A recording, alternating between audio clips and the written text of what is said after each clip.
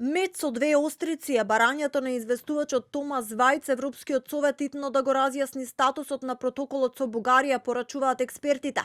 За ТВ24 предупредуваат, ако правната служба утврди дека вториот протокол не е дел од преговарачката рамка, тоа би ја олеснило позицијата на земјата.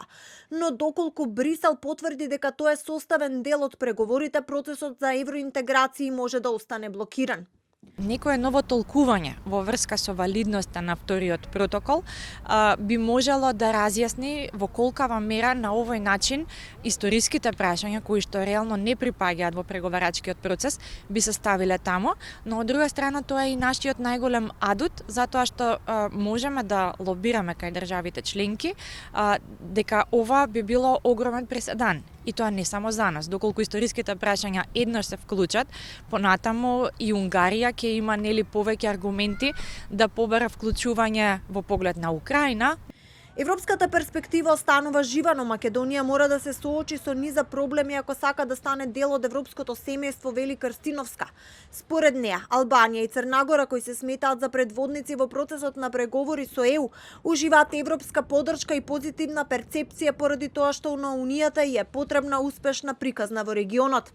Единствена идеја која што во моментов се реализира и која што ќе продолжи непречено да се реализира е таа за постепена интеграција, односно постепено членство во единствениот пазар.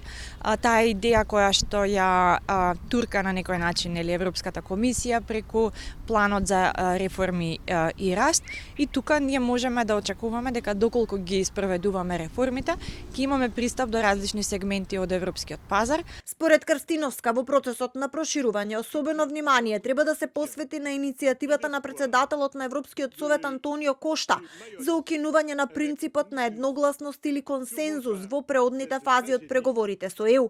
Иницијативата предвидува воведување на гласање со квалификувано мнозинство, но пред да стапи на сила, таа треба да добие согласност од сите 27 земји членки, од кои дел засега се воздржуваат или не се подготвени да го поддржат предлогот.